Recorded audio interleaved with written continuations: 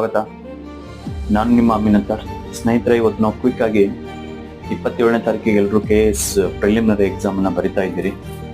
ಅದಕ್ಕೋಸ್ಕರ ಕೊನೆ ಮೊಮೆಂಟ್ ಅಲ್ಲಿ ಯಾವ ರೀತಿಯಾಗಿ ತಯಾರು ಮಾಡಬೇಕು ಅನ್ನುವಂಥದ್ದನ್ನ ನಾನು ನಿಮಗೆ ಹಂಚ್ಕೊಳ್ಳೋಕೆ ಇಷ್ಟಪಡ್ತೀನಿ. ಇದಿರೋದ್ರ ಮೇಲೆ ನಿಮ್ಗೆ ನಂಬಿಕೆ ಇರಲಿ. ಈಗಾಗಲೇ ನೀವು ವರ್ಷಗಟ್ಟಲೆ ಓದಿದ್ದೀರಿ, ನೋಟ್ಸ್ ಗಳನ್ನ ಕಲೆಕ್ಟ್ ಮಾಡಿದ್ದೀರಿ, ವಿಡಿಯೋಗಳನ್ನ ನೋಡಿದಿರಿ, ರೆಫರೆನ್ಸ್ ಬುಕ್ ಗಳನ್ನ ಓದಿದಿರಿ. ಇದೆಲ್ಲವೂ ಕೂಡ ನಿಮ್ಮ ಓದು, ನಿಮ್ಮ ಶಕ್ತಿ, ನಿಮ್ಮ ನಂಬಿಕೆಗೆ. ಕೊನೆ ಕ್ಷಣದಲ್ಲಿ ನೀವೇನಾದರೂ ನಿಮ್ಮ ಸ್ನೇಹಿತ ಹೇಳಿದ ಅಂತೆ ಬೇರೆ ಯಾವ್ದಾದರೂ ಹೊಸ ಪುಸ್ತಕವನ್ನು ನೋಡುವಂಥದ್ದು, ನಾನು ಅದನ್ನು ಓದದೇ ಹೋದೆ ಎನ್ನುವಂತಹ ಅಳಕಿನಲ್ಲಿರುವಂಥದ್ದು, ಅದರಿಂದಲೇ ಪ್ರಶ್ನೆಗಳು ಬರಬಹುದು ಅನ್ನುವಂತಹ ಸಂಶಯದಲ್ಲಿರುವುದು, ಇವೆಲ್ಲವುಗಳನ್ನ ಮಾಡಿದರೆ ನಿಮ್ಮ ಓದಿನ ನಂಬಿಕೆ ಕಡಿಮೆಯಾಗುವಂತ ಚಾನ್ಸಸ್ ಇರುತ್ತೆ. ಹೀಗಾಗಿ ನಿಮ್ಮ ಓದಿನ ಮೇಲೆ ನಂಬಿಕೆ ಇರಲಿ, ನಿಮ್ಮ ನೋಟ್ಸ್ ಮೇಲೆ ನಂಬಿಕೆ ಇರಲಿ. ಕೊನೆ ಕ್ಷಣದಲ್ಲಿ ಯಾವುದೇ ರೀತಿಯಾದಂತ ಎಕ್ಸ್ಪೆರಿಮೆಂಟ್ ಗಳಿಗೆ ಮಾಡೋದಕ್ಕೆ ಹೋಗ್ಬಿಡಿ.